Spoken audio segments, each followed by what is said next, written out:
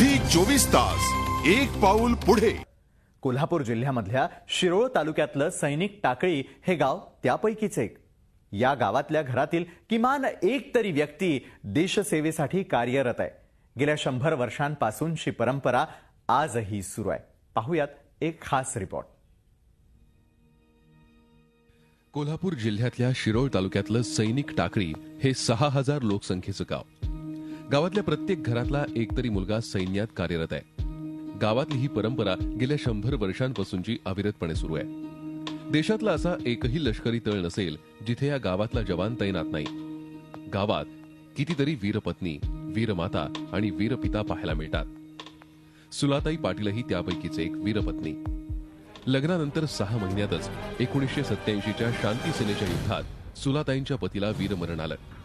आपल्या पतीच्या आठवणीनं सुलाताईंच्या डोळ्यात अश्रू दरवळतात। मात्र देशाच्या संरक्षणासाठी आपला पती शहीद झाला याचा त्यांना सार्थ अभिमान आहे। वीरपत्नी याचा एकदम मोठा स्वाभिमान आहे।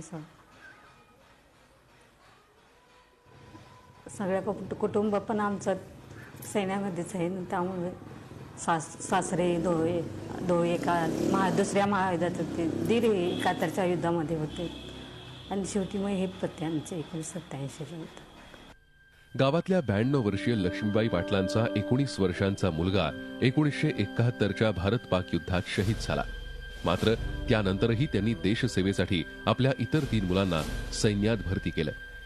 19 वर्षीय मुलगा देशाचं संरक्षण करताना शहीद झाल्याचं दुःख होतच, पण त्या दुःखापेक्षा त्यांच्या मुलानं देशसेवेसाठी बलिदान दिलं याचा त्यांना सार्थ अभिमान वाटतो। भारतासाठी गेलं पण काय करायचं जाऊन द्यायचं।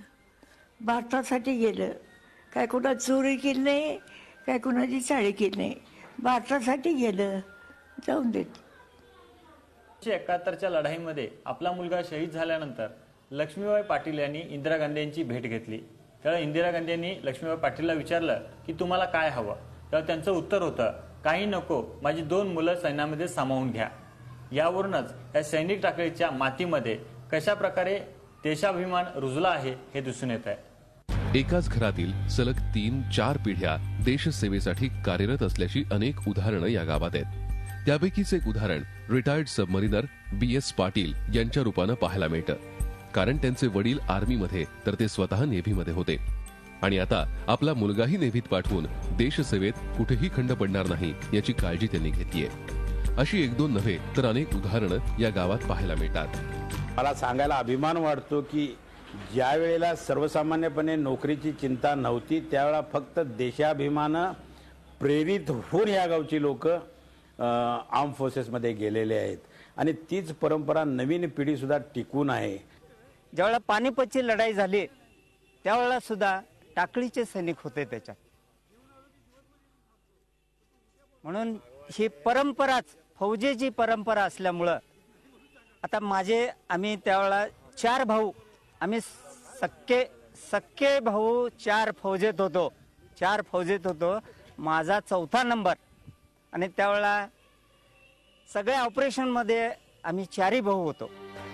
शत्रूशी 2 हात करताना या गावातले 18 जवान आजपर्यंत मातृभूमीसाठी शहीद झाले।